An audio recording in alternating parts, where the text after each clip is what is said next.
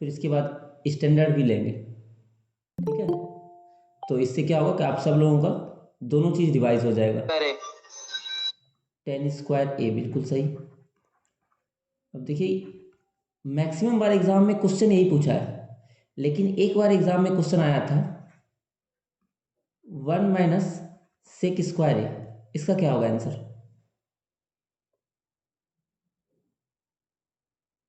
1 - sec²A।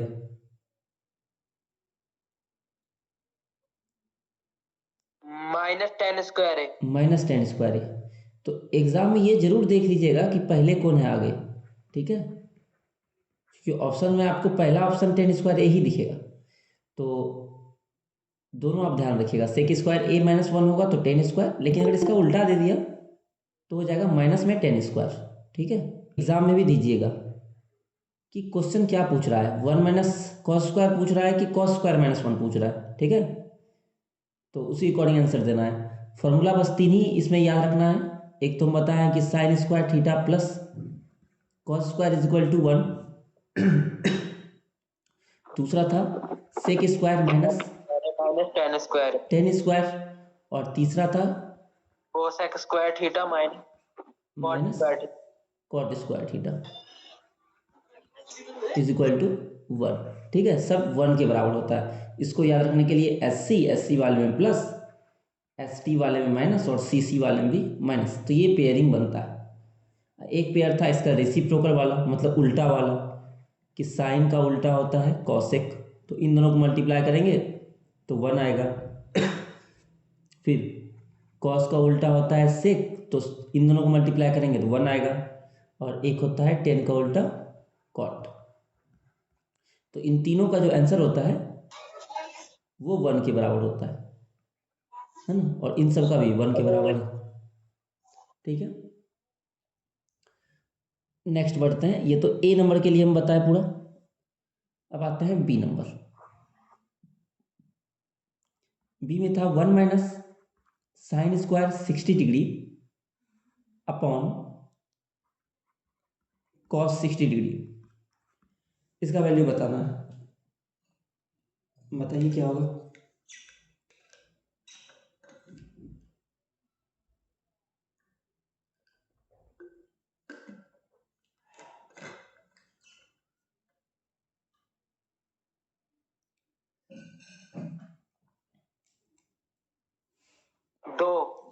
दो आएगा।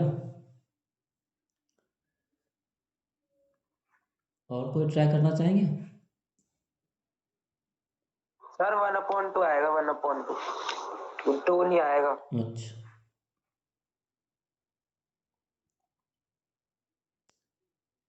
चलिए देख लेते हैं फिर, और किसी का हो तो ट्राई कर लीजिएगा। यहाँ पर देखिए जो एंगल दिया हुआ है, यहाँ पर दो तरह से आप बना सकते हैं। एक तो डायरेक्ट जो sin 60 है उसका वैल्यू रख दीजिए, cos 60 रख दीजिए और उसको सॉल्व कीजिए। लेकिन इसका जो आसान तरीका होगा वो होगा आइडेंटिटीज़ की हेल्प से। अभी जो 3 आइडेंटिटीज़ ऊपर लिखे थे हम लोग, उसकी हेल्प से अगर हम लोग बनाएं तो ये बहुत जल्दी बन जाएगा, है ना। ये वाला जो आइडेंटिटीज आपको दिख रहा है, तो अगर 1 - sin² फॉर्म लगाए तो 1 - sin² हो जाएगा cos²। तो ये हो जाएगा आपका, ये हो जाएगा आपका cos² 60°, है ना। 1 - sin² बराबर cos² थीटा, इस वाले फॉर्मूले से। और नीचे cos 60 है, तो यहाँ cos² है, यहाँ cos है, तो इससे एक आपका कैंसिल हो जाएगा और cos 60 एक बार रह जाएगा। और cos 60 का वैल्यू क्या होता है, वही आंसर होगा। तो cos 60 का वैल्यू पुट कर लीजिए, 1/2 होता है। Yes sir. चलिए, तो 1/2 हो गया।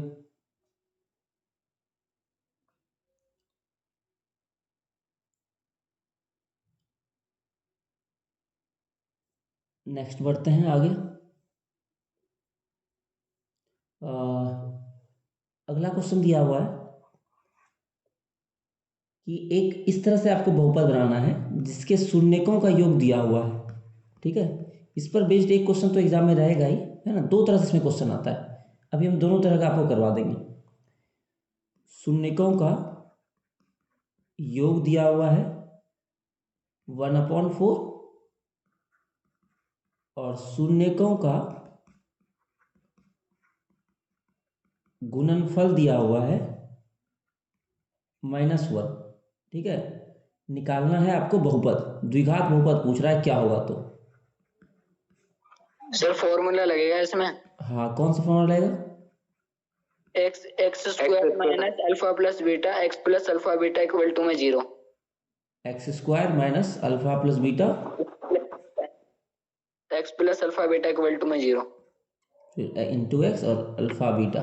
ठीक है, तो ये हो गया द्विघात बहुपद। जब भी बहुपद का बात करें तो यहाँ पर हम लोग पी एक्स लिखते हैं, है ना, इक्वल टू में 0 नहीं लिखते हैं। और द्विघात समीकरण अगर बोल देता ना तो हम लोग वहाँ पर इक्वल टू में 0 कर देते हैं। बस यही अंतर होता है बहुपद और समीकरण में, बाकी आपका सही था। तो ये हो गया एक्स स्क्वायर। अब शून्यकों का योग दे दिया है 1/4, तो यहाँ लिख देंगे 1/4 प्लस फिर शून्यकों का गुणनफल, गुणनफल भी दिया हुआ है, इसकी जगह पर -1। अब दिक्कत ये है कि आपका जो एग्जाम में ये एमसीक्यू में अगर आया तो ऑप्शन में देखिए इसका कोई सा भी मैच नहीं करेगा। ठीक है, इसका ऑप्शन हम लिख रहे हैं। पहला ऑप्शन है 4x² माइनस एक्स माइनस 4। दूसरा ऑप्शन है x² माइनस 4x प्लस 4। तीसरा है 4x² प्लस x माइनस 4। और चौथा ऑप्शन है x² प्लस 4x माइनस 4। ठीक है, तो इसमें देखिए कहीं पर भी डिवाइड में तो 4 है ही नहीं। इसका मतलब आपको क्या करना पड़ेगा? 4 0 से गुणा हो जाएगा। सर 4 को कॉमन ले लेंगे नीचे और फिर इसकी x में गुणा कर देंगे 4x²। बिल्कुल। सर 4 गुणा 0 में गुणा हो जाएगा इज इक्वल्स टू वाले पे। हाँ, नहीं, इक्वल टू में 0 नहीं है, ये बात ध्यान रखिएगा आप। 4 कॉमन लेंगे, ये बात सही है कि 1/4 क्या करेंगे हम लोग, कॉमन ले लेंगे। ठीक है, चलिए, तो फिर नेक्स्ट इसी में एक और तरीका का जो पूछता है वो रहता है क्वेश्चन कि आपको शून्यक ही दे देगा। शून्यक मान लेते हैं, एक शून्यक दे दिया 3 और दूसरा शून्यक है 5, और अब बोलेगा कि इसका द्विघात बहुपद बताइए क्या होगा। द्विघात बहुपद क्या होगा, तो इस बार कैसे निकालिएगा? सर शून्यकों का योग alpha plus beta is equals to करेंगे। बिल्कुल। तो इसमें हम लोगों को निकालना, शून्यकों का योग 8 है। फॉर्मूला तो वही रहेगा सेम, बस इस बार आपको शून्यकों का योग निकालना होगा और शून्यकों का गुणनफल भी निकालना होगा। x² minus 7x plus 15। हाँ, 8 ना, 8x और प्लस 15। चलिए, दोनों एग्जाम में देख लीजिए क्या दिया हुआ है। मैक्सिमम चांस है कि यही वाला आता है एग्जाम में। 7x 8 ना, 5 और 3 8।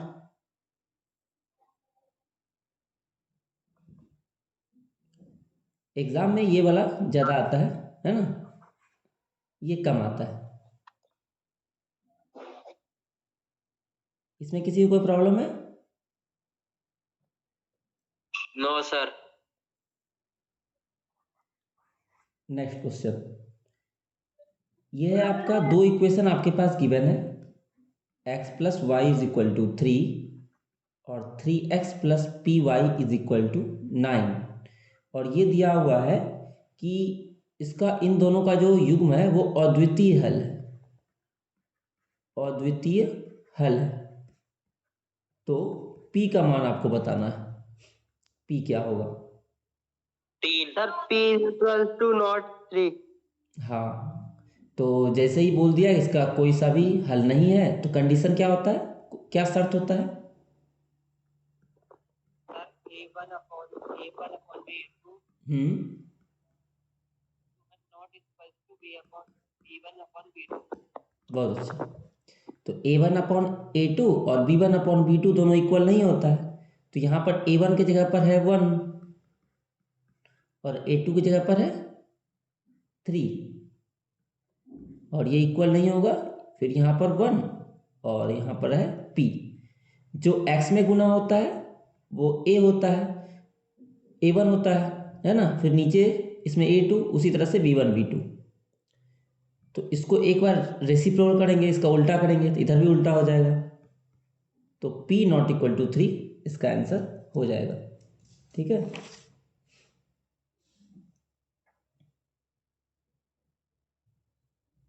अगर इसी में क्वेश्चन ऐसा होता है ना, अगर क्वेश्चन को थोड़ा चेंज कर दे कि x minus y is equal to 3 और x plus y is equal to 9, अगर ऐसा रख दे और बोल दे कि इसका यहाँ भी 3 कर लेते हैं और यहाँ कर लेते हैं p प्लस पी वाई, और इसका अनगिनत हल होगा, अनगिनत हल होगा, तो p का मान बताइए क्या होगा। Sir P equals to 3। p is equal to 3 आ जाएगा, नहीं सर -3 आएगा। -3।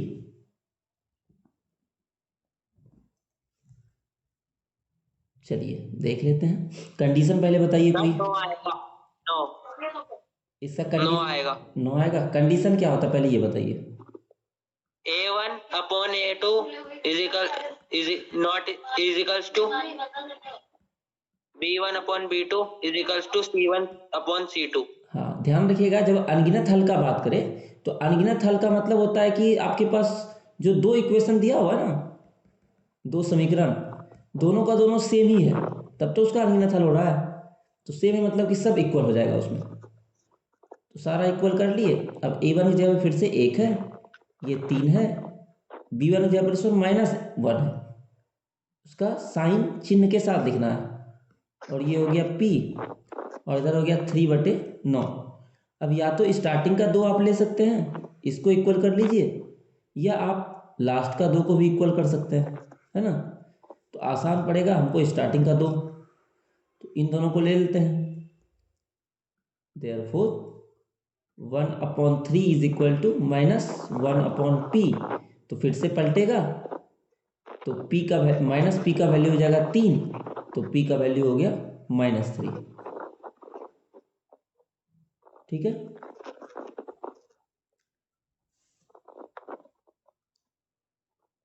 आगे बढ़े।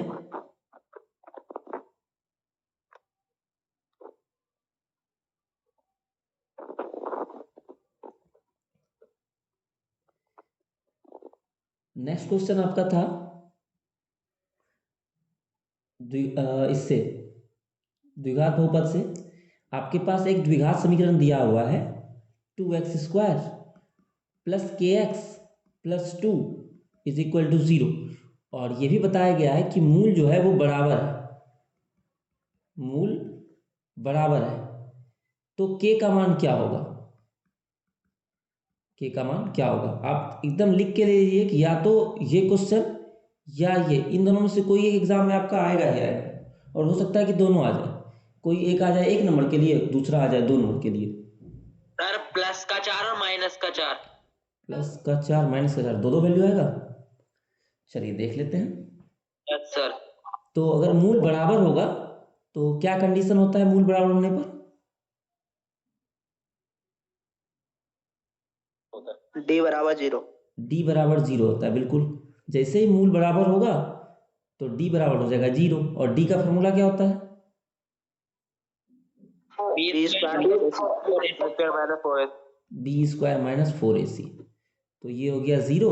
अब देख लेते हैं x में जो गुना होता है वो b बनता है, तो k का स्क्वायर माइनस 4, a का मतलब होता है जो x स्क्वायर में गुना रहता है, तो ये है a, और c का मतलब होता है कांस्टेंट टर्म जो कि है 2। ठीक है, 4ac, a की जगह पर आ गया 2, क्योंकि यहाँ पर सर दोनों -4 है।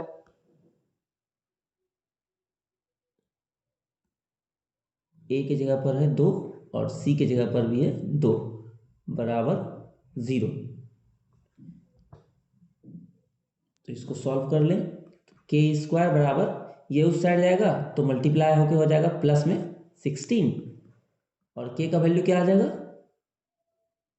4 4 या प्लस माइनस 4 प्लस 4 स्क्वायर चल जाएगा इस पे नहीं स्क्वायर चल जाएगा ना प्लस माइनस दोनों होगा या सिर्फ प्लस होगा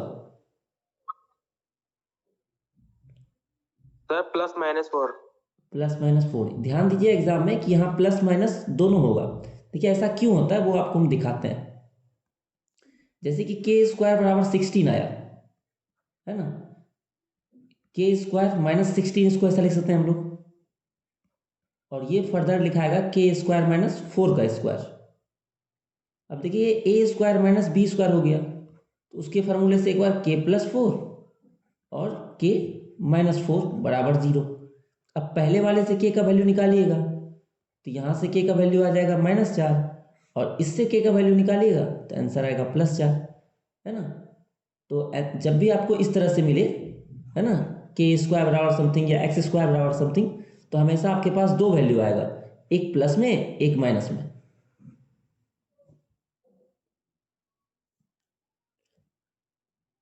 अगला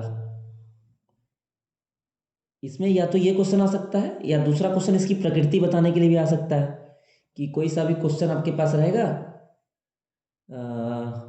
एक द्विघात समीकरण सपोज करते हैं x square plus 5x minus 6 के मूल की प्रकृति बताएं, के मूल की प्रकृति बताएं। क्या होता है मूल की प्रकृति मतलब? सर इसका वास्तविक और असमान मूल। मूल की प्रकृति का मतलब होता है कि वास्तविक है या अवास्तविक, समान है या असमान। पहले तो ये समझना होगा कि जब भी प्रकृति बोल रहा है तो इसका मतलब होता है कि हमको बताना है कि वास्तविक है या अवास्तविक, समान है या असमान, है ना, ये बताना होता है प्रकृति का मतलब। तो इस वाले क्वेश्चन के लिए हम लोग देखें तो मूल की प्रकृति बताने का काम करता है डी, है ना। डी का मतलब क्या होता है, किसको कहते हैं डी?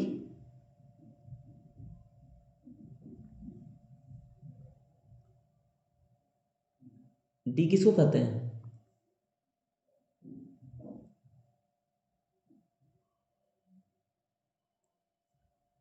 डी कहते हैं विवेचक को, ठीक है, या इसका एक और नाम होता है विविक्तर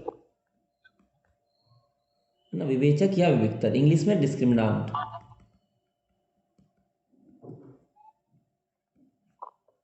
तो डी बराबर हो गया बी स्क्वायर माइनस 4ac, अभी तुरंत हम लोग ऊपर देखे थे फॉर्मूला होता है इसका। अब यहाँ पर निकाल लेंगे, एक्स में जो मल्टीप्लाई है वो है बी, तो 5 का स्क्वायर माइनस 4, ए का मतलब यहाँ एक्स स्क्वायर में जो गुना है कुछ नहीं है तो 1 है, और सी की जगह पर है -6, तो ये हो गया आपका 25 और ये आ गया आपका प्लस में 24, और 24 और 25 को ऐड कर लेंगे तो आपका आ जाएगा 49, ठीक है। तो ये आ गया 0 से बड़ा, तो 0 से बड़ा होने पर क्या होता है? वास्तविक और असमान। वास्तविक और असमान। तो इसका मूल जो होगा वो वास्तविक होगा और असमान होगा, ठीक है। तो अगर मूल की प्रकृति बताने कहेगा तो बस यहाँ तक हल करना है, ठीक है। इसी क्वेश्चन में अगर पूछा जाता है कि मूल को भी बताएं कि क्या मूल है ना, जो पिछले बार टेस्ट लिए थे उसमें ये भी दिए थे हम कि इसका x का मान निकालने दिए थे। जब भी आपको बोला जाए कि x का मान निकालिए, x का मान, या बोला जाए कि मूल ज्ञात करें, या बोले शून्य ज्ञात करें, सबका मतलब होता है कि आपको इसको पूरा सॉल्व करना है ना। सबका मतलब एक ही होता है, सब में आपको इसको सॉल्व करके इसका आंसर निकालना है, ठीक है। तो अगर इस क्वेश्चन के लिए मूल पूछता तो या तो आप गुणनखंड विधि लगा लीजिए, या आपके पास एक फॉर्मूला भी है, x बराबर minus b plus minus under root d by 2a। तो माइनस बी का मतलब हो गया -5 प्लस माइनस रूट डी, यहाँ पर डी का वैल्यू 49 आया था, तो रूट 49 अपॉन में 2a, ए की जगह पर जो x² मल्टीप्लाई है मतलब कि 1, तो -5 प्लस माइनस ये रूट से निकलेगा तो 7 अपॉन में 2। अब एक बार प्लस लेकर के एक बार माइनस लेकर के सॉल्व कर लेंगे और आपका आंसर आ जाएगा, है ना। तो एक बार अगर प्लस लेके सॉल्व करते हैं, देयरफॉर x बराबर -5 प्लस 7/2, और दूसरा होगा -5 माइनस 7/2। तो पहला आंसर आ जाएगा, इसको प्लस माइनस माइनस होता है 2/2, और ये हो जाएगा माइनस माइनस प्लस, तो 12/2। ध्यान रखिएगा साइन आता है बड़े वाले का, तो इसमें बड़ा था 7, तो 7 का साइन प्लस था तो प्लस लिख दिए, इसका इसमें बड़ा है 7 माइनस था तो यहाँ माइनस लिख दिए। इसको कट करेंगे तो 1, और यहाँ आ गया -6।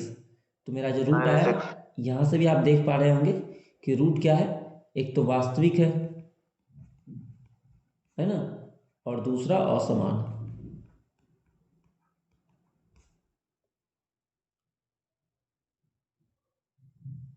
ये क्वेश्चन समझ गए सब लोग?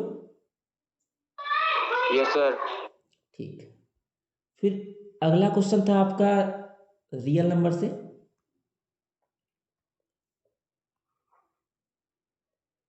एचसीएफ दिया हुआ था 306657 इज इक्वल टू 9, और निकालना था हमको इनका एलसीएम क्या होगा, है ना। कैसे निकालते हैं इस टाइप के क्वेश्चन को? सर आपने बताया था a into b is equals to LCM गुणा एचसीएफ। बहुत अच्छे।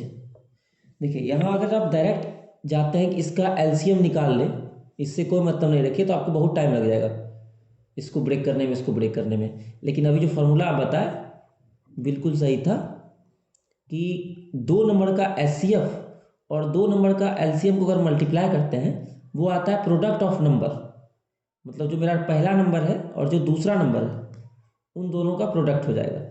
तो एचसीएफ हम लोग को पता है ये 9, एलसीएम निकालना है इसकी जगह पर या तो x लिख दीजिए या एलसीएम ही रहने दीजिए। ए मतलब होता है पहला नंबर, तो ये है 306, बी मतलब दूसरा नंबर 657, तो ये मल्टीप्लाई में इधर आके डिवाइड में आ जाएगा, और इसको सॉल्व कीजिएगा तो आपको आंसर मिल जाएगा। 9 से डिवाइड कर लीजिए, तो इसको कर लेते हैं 9 से डिवाइड, हालांकि दोनों कट रहा है, 9 एकम 9, सर आएगा 22338। देख लेते हैं, 9 से 63 हो गया और 9 तिया 27। इसको मल्टीप्लाई करना है, जो आएगा वो आंसर। कितना आया सर 22338। 338। ठीक, देख लीजिएगा बाकी लोग भी। इस फॉर्मूला को 2 तरह से याद रखना है, ठीक है। एक तरीका तो ये है ही, और दूसरा तरीका जो है वो है आपका HCF into LCM is equal to product of number, मतलब कि दो संख्याओं का गुणनफल। हाँ, संख्याओं का गुणनफल। तो दोनों तरह से आप याद रखिएगा।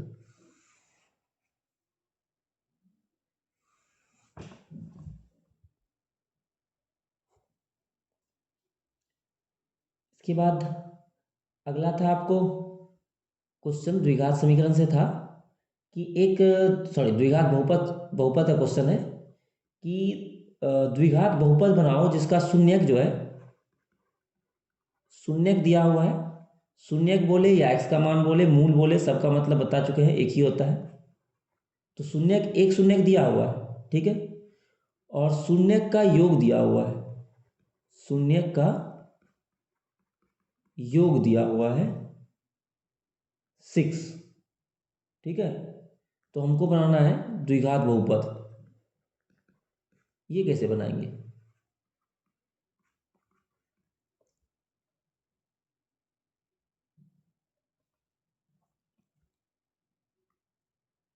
किसी को कुछ आइडिया?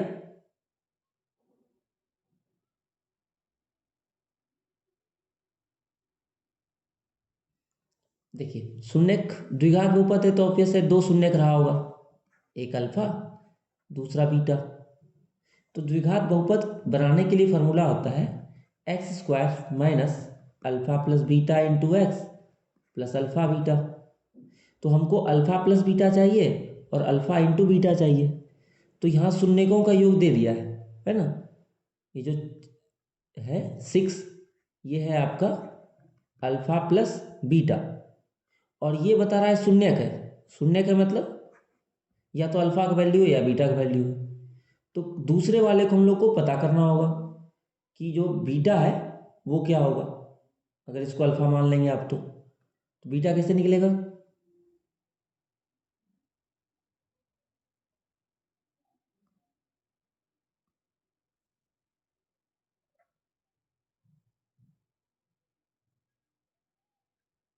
देखिए, अल्फा प्लस बीटा है 6, ठीक, और अल्फा है 3 प्लस 2√3 + √2। तो अल्फा का वैल्यू अगर इसमें रख देंगे तो बीटा का वैल्यू नहीं आ जाएगा। देयरफॉर अल्फा का वैल्यू यहाँ रख रहे हैं हम 3 + √2 plus beta is equal to 6। Imply beta बराबर, ये इस साइड आएगा तो माइनस में हो जाएगा। तो 6 - 3 -√2, तो ये आ गया आपका 3 - √2। ये हो गया बीटा का वैल्यू। तो अल्फा का वैल्यू पहले से पता था, बीटा का भी वैल्यू पता चल गया। तो हम लोग को पता करना था अल्फा प्लस बीटा और अल्फा इंटू बीटा।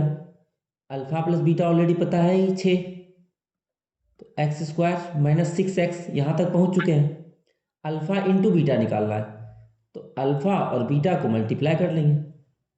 तो ये दोनों जब मल्टीप्लाई होगा तो आपका एक बार 3 + √2 और 3 - √2 क्या आएगा मल्टीप्लाई हो गया?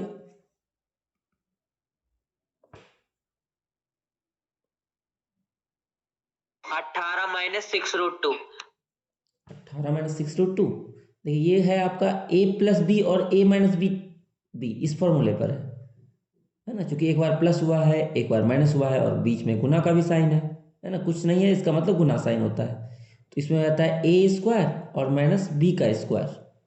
तो 3 का स्क्वायर 9 और √2 का स्क्वायर 2। किसी भी नंबर पर अगर रूट हो और इसका स्क्वायर हो तो रूट से निकल जाता है बस वो नंबर। तो ये आ गया 7। तो अल्फा इंटू बीटा का मान हो गया 7 और ये हो गया आपका आंसर, ठीक है। एक बार फिर से इस क्वेश्चन को हम समझा देते हैं। सबसे पहले हम लोग के पास दिया हुआ था एक शून्यक ऑलरेडी आप मेरे पास दिया हुआ था, अल्फा अल्फा वैल्यू मान लिया उसको हम, और शून्यकों का योग भी दिया हुआ था, मतलब अल्फा प्लस बीटा दिया हुआ था। तो पहले वाले से अल्फा का वैल्यू इसमें रख दिए और बीटा का वैल्यू हम निकाल लिए। और अब जब अल्फा और बीटा का वैल्यू आ चुका है तो उन दोनों गुना कर दिए तो अल्फा प्लस बीटा आ गया। इन दोनों को का सम का भी जरूरत पड़ता, तो अगर अब इन दोनों को आप सम भी करते तो देखिए यहाँ पर 3 और 3 6 हो जाता और √2 से √2 कैंसिल हो जाता है ना। और यहाँ 6 वैसे ही पहले से भी था, करने का भी जरूरत नहीं था और उसको यहाँ पुट कर दिए। ये क्वेश्चन आया समझ में? Yes sir. ठीक है, ये थोड़ा सा घुमा करके दिया हुआ था इस तरह क्वेश्चन।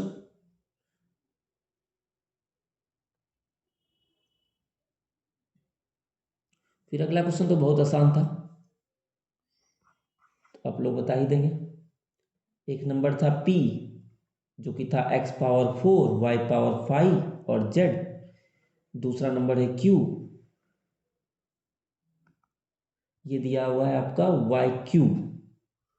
y³ और x पर 8 है। तो HCF पता करना है p और q का। कितना होगा? x4y3। x4y3। x4y3। 3। किसी और कुछ और करना है क्या अलग?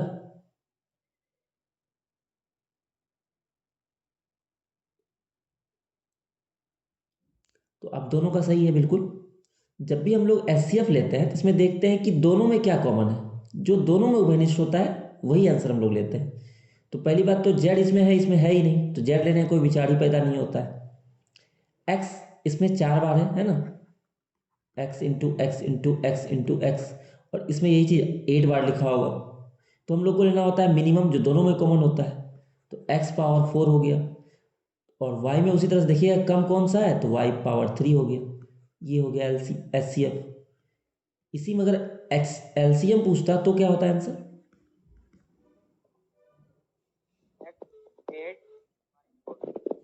सर x8 y5 और z। जेड होगा। सर z होगा एलसीएम में। बिल्कुल। तो एलसीएम हम लोग देखते हैं कि जो भी चीज़ आया हुआ है नंबर, उसका मैक्सिमम पावर हम लोग लेते हैं। कॉमन हो या ना हो उससे कोई मतलब नहीं है। तो एक्स पे पावर अगर बात करें तो एक्स पावर 8 मैक्सिमम है, तो एक्स पावर 8 ले लिए। फिर वाई पे पावर अगर देखेंगे तो 5 है मैक्सिमम, तो 5 ले लिए। इसमें जेड पावर 1 है, यहाँ पर जेड है ही नहीं, तो जेड पावर 1। तो ये हो गया आपका आंसर। नेक्स्ट क्वेश्चन था कि √3 को अपरिमेय संख्या साबित करना था। ठीक है, इसको बहुत बार करवा चुके हैं तो इसको छोड़ दे रहे हैं। तो इसको आपको देख लेना है कि ये अपरिमेय संख्या या इस टाइप अगर आए तो 2√3 + 5 अपरिमेय है। दोनों को एक ही तरह से हम लोग प्रूव करते हैं।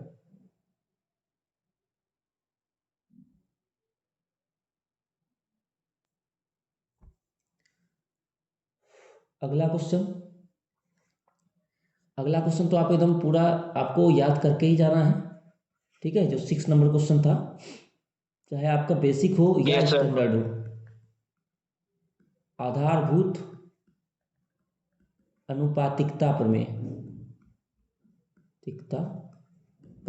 या तो ये लिख के आएगा या इसी को लिख के आता है थेल्स प्रमेय। ठीक है, तो दोनों में से कुछ भी लिख के आए, दोनों का मतलब सेम ही है। तो इन दोनों को आपको, मतलब ये जो क्वेश्चन है इसको याद करके आप जाइएगा, और साथ में इसका विलोम भी याद कर जाइएगा, है ना। थेल्स प्रमेय का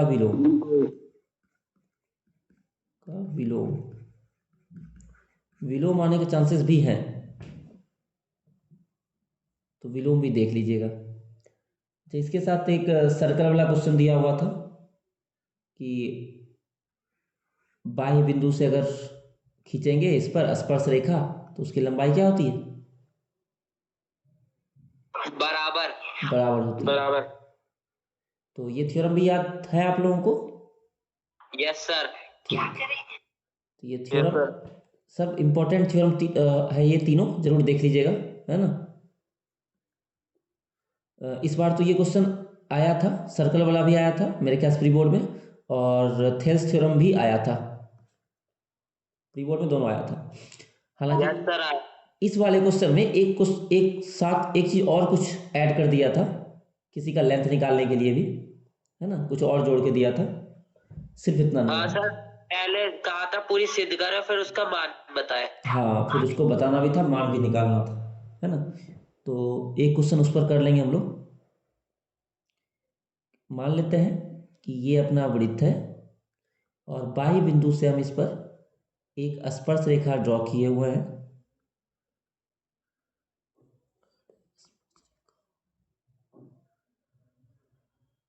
बन गया।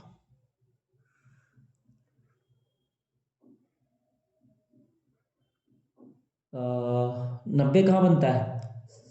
केंद्र पर बनता है या सर्कल पर बनता है? सर यहाँ लिखा है वहां पर बनेगा।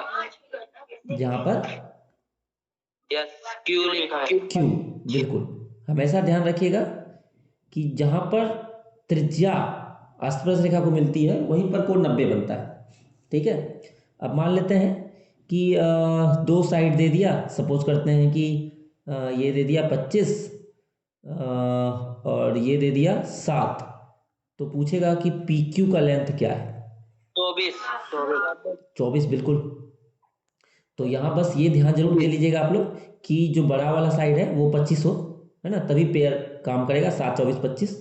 और अदरवाइज आप फार्मूला लगा ही सकते हैं कि फार्मूला लगाएंगे तो अंडर रूट हो जाएगा, ये हो गया आपका h, तो 25 का स्क्वायर माइनस 7 का स्क्वायर, इसको सॉल्व करेंगे तो 24 आ जाएगा।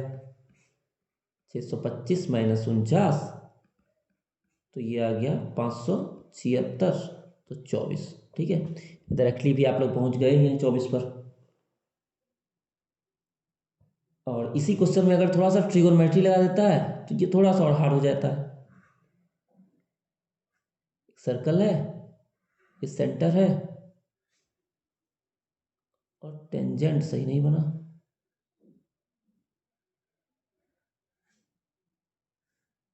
बन जा, चलिए मिला जुला बन गया। ये एंगल मान लेते हैं 30 डिग्री है। ठीक है, और इस बार ये दिया हुआ है 25। ठीक, अब बताना है आपको पी क्यू का वैल्यू क्या होगा।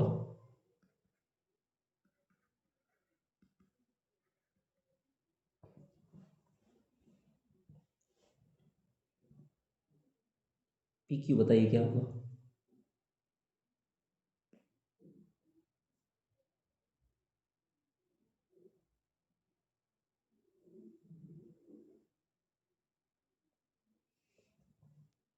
त्रिकोणमिति लगाइएगा तब पता आएगा।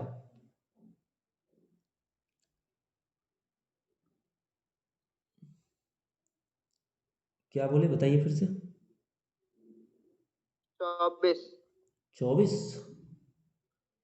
24 नहीं आएगा इस बार। 12.5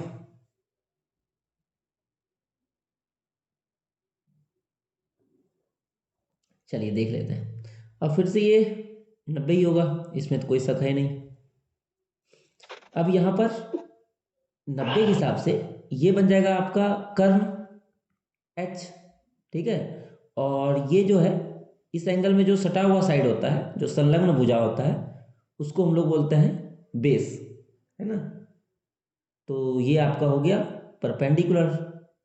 तो अब देख लीजिए, हमको निकालना है बी और एच में रिलेशन चाहिए। तो बी और एच में रिलेशन किसमें होता है, साइन कॉस या टेन। साइन किसमें होता है, कॉस कॉस 30 में होता लगाएंगे। है, कॉस में cos theta is equal to होता है बी अपॉन में एच या सेक एच अपॉन में बी। ठीक है, कोई एक लगा सकते हैं आप। तो यहाँ पर लगाएंगे हम लोग कॉस 30 डिग्री, बी का मतलब तो निकालना ही है बेस, और ये हाइपोटेनस है 25। कॉस 30 का वैल्यू क्या होता है, √3 अपॉन में 2, और ये हो गया बी अपॉन में 25। अब बस इसको मल्टीप्लाई कर लेंगे उस साइड, क्रॉस मल्टीप्लाई, तो आपका 12.5 तो ये आ गया, हाँ 25 √3 बटे में 2, या आप ये भी बोल सकते हैं 12.5 √3। ठीक है, अच्छा एक दूसरा तरीका जो डायरेक्ट वाला था उससे भी हम लोग निकाल सकते थे इसको, जो स्टार्टिंग में आप लोग गेस कर रहे थे उसी से मेरे ख्याल से, कि ये कुछ इस तरह से ट्रायंगल मेरा बना हुआ है 90, ये है 30, ये था 25, और हमको निकालना था ये वाला साइड पी क्यू ओ। तो हम लोग जानते हैं कि जब बनता है एंगल 30 का, 60 का और 90 का, तो रेशियो क्या होता है, क्या अनुपात होता है भुजा का, 1√3 2। ये होता है मेरा अनुपात भुजा का, 1√3 और 2। तो हमको पता है 90 के सामने वाला, है ना, 90 के सामने वाला पता है, ये 90 था, इसके सामने वाला पता है, तो 30 के सामने वाला अगर हमको निकालना होता तो क्या होता, जैसे इधर से 12.5 हाँ 12.5 बिल्कुल, इधर से इधर जाने के लिए 2 से गुना करना है, तो उल्टा अगर आएंगे 2 से डिवाइड करेंगे, तो 90 के सामने है 25, तो 30 के सामने होगा 25/2। तो ये साइड अगर पूछता हमको तो 25/2 होता है या 12.5, लेकिन पूछा है हमसे ये साइड, है ना, इसका वैल्यू पूछा जा रहा था पी क्यू। तो ये था एंगल 60, तो 60 के सामने वाला निकालना अगर होता है तो वो उसमें √3 से मल्टीप्लाई करना होता, तो इसमें √3 से मल्टीप्लाई करते तो 25/2 √3। तो एक ये दूसरा तरीका था, दोनों में आंसर सेम आएगा।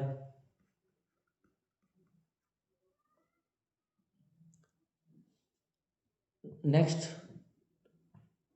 डायरेक्ट त्रिकोणमिति सवाल था एंगल पर। तो इसमें अगर आपको टेबल याद है और आपको थोड़ा सा जोड़ घटाव आता है तो बन जाएगा बहुत आसानी से। 3 sec स्क्वायर 30, तो 1060 का वैल्यू हो जाएगा कितना, 1/√3 1/√3 या सिर्फ √3, √3 सिर्फ √3।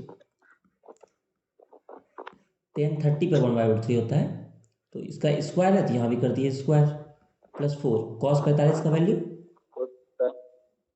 1 नहीं 1 नहीं होता है। 1/√2 1/√2 cos 45 और sin 45 का वैल्यू सेम होता है 1/√2 +3 सेक स्क्वायर सेक 30 का वैल्यू 2 अपॉन में √3 cos 30 का उल्टा होता है क्या, 7 आ रहा है। ठीक है, तो रूट का स्क्वायर करते हैं तो रूट सिर्फ कैंसिल होता है 3 आ जाएगा, फिर यहाँ भी रूट सिर्फ कैंसिल होगा 2, और यहाँ 3 × 2 का स्क्वायर हो जाएगा 4, और यहाँ √3 से 3, तो 3 से 3 कैंसिल, 2 से 2 कैंसिल, हाँ देख लेते हैं, तो 3 यहाँ बच गया आपके पास 2, और यहाँ बच गया आपके पास 4, तो आंसर कितना हो गया 9 हो गया। ठीक है, तो यही था आपका बेसिक में क्वेश्चन। नहीं, अब थोड़ा सा और क्वेश्चन देख लेते हैं। स्टैंडर्ड में भी लगभग मिला जुला के ऐसा ही क्वेश्चन दिया हुआ है, कुछ नया नहीं है। जैसे कि पहला क्वेश्चन दिया हुआ है कि इसका नंबर ऑफ जीरो कितना होगा, कितने शून्य होगा इस ग्राफ में, 4 होगा बिल्कुल।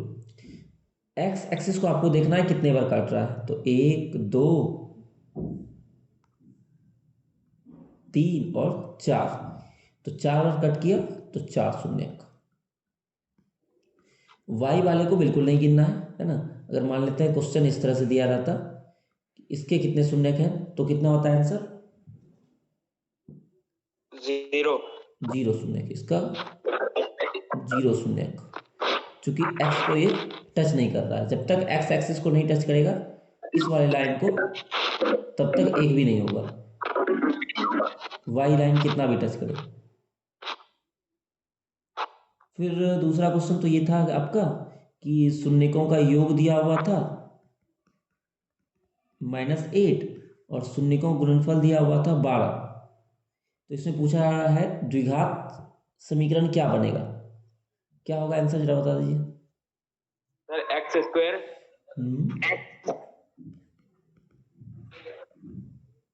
x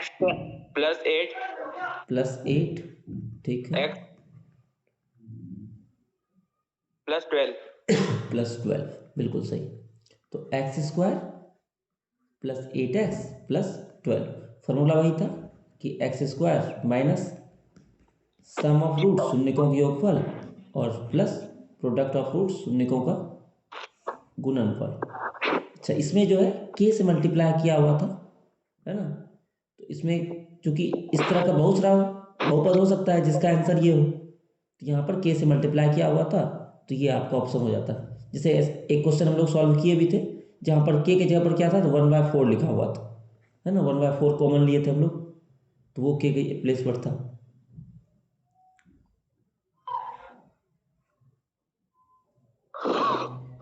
इसके बाद अगला क्वेश्चन भी सेम बेसिक जैसा ही क्वेश्चन था कि लीनियर इक्वेशन दिया हुआ है 2x + ky - 3 बराबर 0, और दूसरा है 6x + 2/3y + 7 बराबर 0, और कह रहा है इसका जो है यूनिक सॉल्यूशन है, अद्वितीय हल है।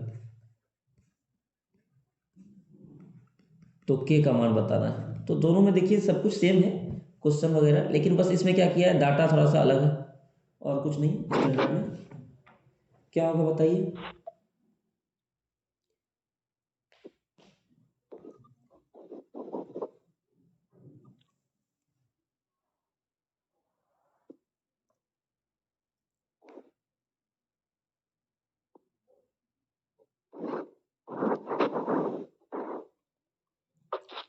कंडीशन क्या होता है? सर 2/9। 2/9, ठीक, देख लेते हैं।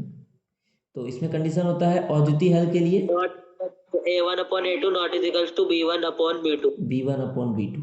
इसमें अगर इसका ग्राफ बनाते हैं तो ग्राफ कैसा होता है अद्वितीय हल के लिए? प्रतिच्छेदी रेखा है। प्रतिच्छेदी रेखा है, एक बिंदु पर कट होकर निकलता है, इसलिए इसका एक हल होता है। तो 2/6 K/2/3 है, तो 2/3 लिखिए, या आप चाहे तो 3 को ऊपर लिख लीजिए, एक ही बात है ना। तो ये पलट के जाएगा तो ऊपर चला जाएगा, तो हम डायरेक्ट यहाँ लिख दे रहे हैं, और ये आपस में बराबर नहीं है। अब ये जाएगा मल्टीप्लाई में, 3 आएगा डिवाइड में, तो 2/6 था, 2 गया ऊपर और 3 आया नीचे, नॉट इक्वल टू के। ठीक है, 2 गया ऊपर, 3 आया नीचे, कटेगा तो काट लो 2 से 3 बार में, अब तो कटेगा नहीं, ऊपर 2 है और नीचे 9 है, तो के का वैल्यू हो गया नॉट इक्वल टू 2/9। ठीक है, थोड़ा सा ही मिस्टेक होगा तो आंसर नहीं आएगा, उल्टा पुल्टा कीजिएगा तो।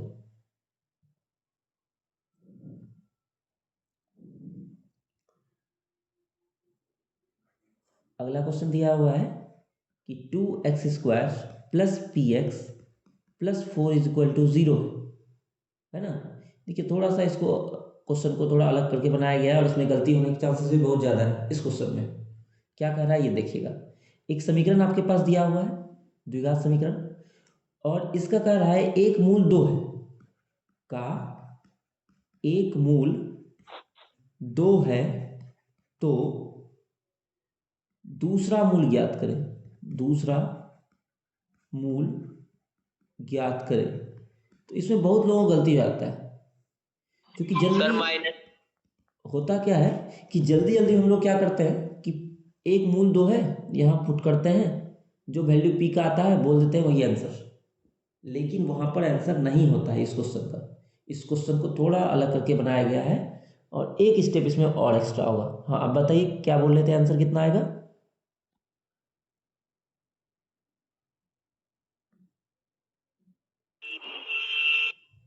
4। 4।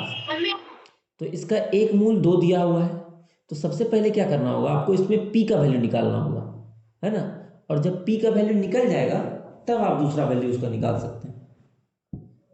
तो सबसे पहले हम लोग पी का वैल्यू निकालेंगे, तो अगर एक मूल 2 है इसका, तो ये इसको संतुष्ट करेगा, मतलब कि अगर x की जगह पर 2 रख दे तो ये बराबर 0 हो जाएगा।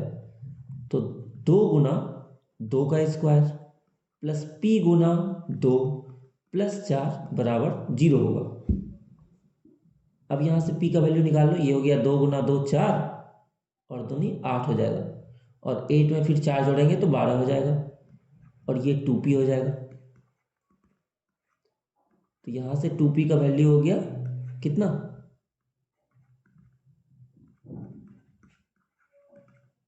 कट के आ जाएगा आपका p का वैल्यू -6।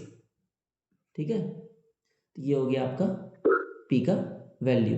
अब यहीं पर नहीं छोड़ना है, जब पी का वैल्यू आ गया तो यहाँ पुट करना है। जनरली क्वेश्चन यहीं तक आता था, ठीक है, बहुत बार जो क्वेश्चन आया बस यहीं तक निकालना है कि मूल बराबर है, वैल्यू ज्ञात कीजिए। लेकिन अब स्टैंडर्ड क्वेश्चन है तो कुछ तो एक्स्ट्रा करेगा ही है, तो एक्स्ट्रा में बोल दिया कि नहीं, पी का वैल्यू ज्ञात नहीं करना, दूसरा मूल निकाल के दिखाइए। तो अब हम लोगों को क्या करना है, 2x² और p की जगह पर 6x + 4 = 0। अब इसको सॉल्व कीजिए। तो इसको सॉल्व करने के लिए वही फॉर्मूला लगा लीजिए, x बराबर -b ± b² - 4ac, है ना। या तो यहाँ d लिखिए और या नहीं तो डायरेक्ट b² - 4ac, कुछ भी आप लिख सकते हैं, बाय 2a। और इसके बाद वैल्यू निकालना है आपको, तो निकाल लीजिएगा इसके बाद वैल्यू।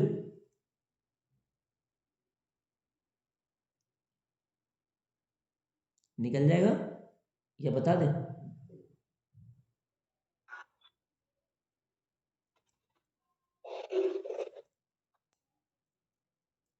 चलो बता देते हैं। तो -b की जगह पर 6 है, माइनस में +- मतलब 6 का स्क्वायर, तो 36 हो जाएगा, है ना। माइनस हो कि प्लस हो, दोनों प्लस में ही आएगा। -4ac मतलब कि 4 × 4 × 2, है ना। a और c का मान है, ये है c का मान, ये है a का मान। तो ये 4 × 4 × 2, तो ये हो जाएगा आपका 32, और अपॉन में 2a मतलब 2 × 2, तो ये हो गया 6 ± 36 में से 32 जाएगा तो 4/4, तो 6 ± इसको अगर आप वर्गमूल निकालिएगा तो 2 आ जाएगा बटे में 4, और इसलिए x का मान क्या हो जाएगा, एक बार दोनों को जोड़ लीजिए और एक बार दोनों को माइनस कर लीजिए। तो यहाँ से 6 2 हो गया 8, और 8 को 4 से भाग देंगे 2 आएगा, है ना। एक मूल तो ये 2 दिया हुआ था ही, हमसे दूसरा वाला पूछ रहा है, मतलब अगला 6 में से 2 घटाएंगे तो ये हो गया 4/4, मतलब कि 1। तो पहला मूल तो 2 दिया हुआ था ही, दूसरा मूल जो कि 1 हो जाएगा इसका आंसर, है ना। तो यहीं पर रुकना नहीं था इस क्वेश्चन में, इतना और एक्स्ट्रा करना था। एक और क्वेश्चन कर लेते हैं, फिर क्लास को एंड कर देंगे।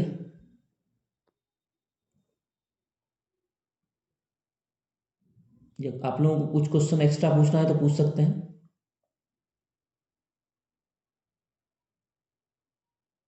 Yes sir. हाँ बोलो। जो पेपर लिया था स्टैटिस्टिक्स का, उसमें वो दिया था, वो वाला करवा दो। कौन सा क्वेश्चन हो तो? सर माध्यक 34 पॉइंट, हाँ 34 पॉइंट, जिसमें माध्यक जिसमें माध्यक 34.5 दे रखा था और एक का मान निकालना था, वो सिखा दो। अच्छा एक्स का अच्छा, बस। माध्यक दिया हुआ था और किसी एक का वैल्यू निकालना हुआ था, ठीक ना। ठीक है, यस सर। तो अपने मन से हम कोई सा भी एक क्वेश्चन ले लेते हैं इस टाइप का, है ना, अपने मन से बना लेते हैं। देखो दो तरह क्वेश्चन होता है इसमें, जिसमें कि या तो सिर्फ एक्स का वैल्यू निकालना होगा, और एक क्वेश्चन जो होता है उसमें एक्स और वाई दो चीज़ का वैल्यू निकालना होगा। तो अगर एक का वैल्यू निकालना होगा तो आपके पास एक चीज़ गिवन होगा, जैसे सिर्फ माध्यक गिवन था। लेकिन अगर आपके पास दो वैल्यू निकालना होगा तो आपके पास दो चीज़ गिवन होगा, एक तो माध्यक भी बता देगा कि माध्यक 34.5 या कुछ भी है, और दूसरा ये भी बता देगा कि बारंबारताओं का योग कितना है ना। टोटल ही बता देगा कि टोटल जो है कितना हुआ है, 20 बच्चा था या 30 बच्चा था या 30, जो भी संख्या रहा होगा वो ही बता देगा, है ना। तो अगर एक चीज़ निकालना होगा तो एक बताएगा, दो चीज़ निकालना होगा दो बताएगा। तो इसका एग्जाम्पल हम ले लेते हैं।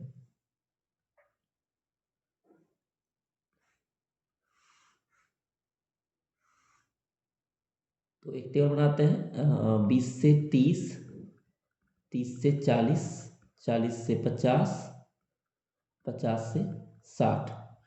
अपने मन से कुछ भी रख लेते हैं, यहाँ पर रख लेते हैं 2, यहाँ कर लेते हैं कितना कर लें 7, इसमें कर लेते हैं 10, और इसमें कर लेते हैं 3। ये मान लेते हैं मार्क्स है, कितना कितना नंबर आया है स्टूडेंट को, और ये है आपका नंबर ऑफ स्टूडेंट, विद्यार्थी की संख्या है, कितने विद्यार्थियों ने कितना कितना नंबर लाया, मतलब कि एफ। तो जब भी माध्यक के बाद आता है उसमें हमेशा सी एफ निकालना होता है। अच्छा खैर, इसमें तो आपको एक्स निकालना है तो किसी एक को गायब कर देगा, तो किसी एक को हम एक्स बना लेते हैं, जैसे इसी को हम एक्स मान लेते हैं, इसको हम मान लेते हैं कि ये एक्स है ना। तो इसका वैल्यू निकालना है।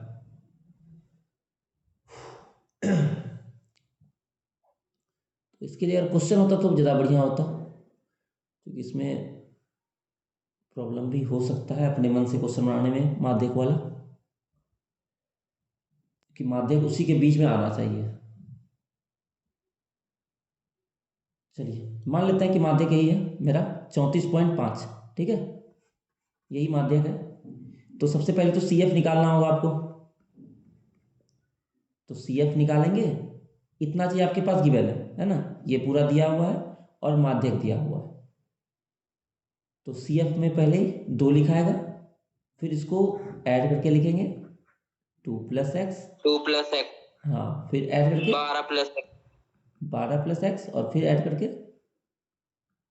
15 + x। तो जब हम लोग के पास इस टाइप का क्वेश्चन आता था तो ये भी पता होता था कि टोटल कितना आएगा, है ना। इस बार ये पता नहीं है, क्योंकि एक ही चीज गायब किया हुआ है इसमें। अब लगाते हैं फॉर्मूला। चूंकि माध्यक दिया हुआ है हम लोगों का, माध्यक दे दिया है 34.5, तो जैसे ही माध्यक पता चल गया तो फॉर्मूला जो माध्यक का होता है, क्या होता है वो फॉर्मूला? L प्लस ब्रैकेट में n/2 माइनस CF/F गुणा H upon F F into H। H. तो माध्यक का वैल्यू ये तो पता है हम लोगों को 34.5 है। एल का वैल्यू क्या हो जाएगा? 40। नहीं, देखो माध्यक मेरा 34.5 है, तो ये देखो किसके बीच में आ रहा है, इन सब में से किसके बीच में आ रहा है 34.5? 30 से 40। 30-40 के बीच में आ रहा है, तो माध्यक वर्ग तो ये बन गया, तो एल का वैल्यू कितना होगा? 30 30 हो जाएगा। फिर n/2 तो हम लोग को पता है नहीं, तो n/2 यही हो जाएगा आपका जो इन सब का सम है, इन सब का सम करेंगे कितना आ जाएगा? यही आएगा 15 + x। 15 + x बाय में 2 आएगा n/2 का वैल्यू। फिर सी एफ चाहिए और एफ चाहिए और एच चाहिए। एच का वैल्यू कितना है? x एक्स F नहीं, का वैल्यू H का 10 है। 10 है ना, लेंथ होता है, तो ये हो गया 10। फिर सी एफ कितना है? 2 2 है। सी एफ जब भी होता है, ये जो आपका आता है माध्यक वर्ग, उससे जस्ट ऊपर वाला जो होता है सी एफ वो लेते हैं, सामने वाला नहीं लेते हैं। तो 2 हो गया। और एफ कितना है? x एक्स है। तो अब सबका वैल्यू बैठा के सॉल्व करना है। चलिए नीचे सॉल्व करते हैं, थोड़ा सर आ गया। आ जाएगा, देख भी लेते हैं, क्योंकि ये तो अपने मन से डाटा लिए है ना, नहीं अटक ना जाए। एल का वैल्यू हो गया, ये यहाँ लगा रहे हैं, एल का वैल्यू हो गया 30 + n/2, तो कि 15 + x अपॉन में 2 माइनस सी एफ। तो 2 होल में है मेरे पास f, मतलब कि x, और पूरे में गुना है h। अब इसको सॉल्व करना है। पहले इसको उधर ले जा रहे हैं, तो 34.5 में से 30 घट जाएगा, तो आ जाएगा आपके पास 4.5। इधर नीचे में तो x ही है, ऊपर में एलसीएम ले लेते हैं, एलसीएम लेंगे 2 आएगा, और इधर 15 + 1, इसके नीचे कुछ नहीं है तो 1 होगा, और ये हो जाएगा 4 इंटू मेरे पास h। अच्छा h का वैल्यू बैठा दें, 10 था ये,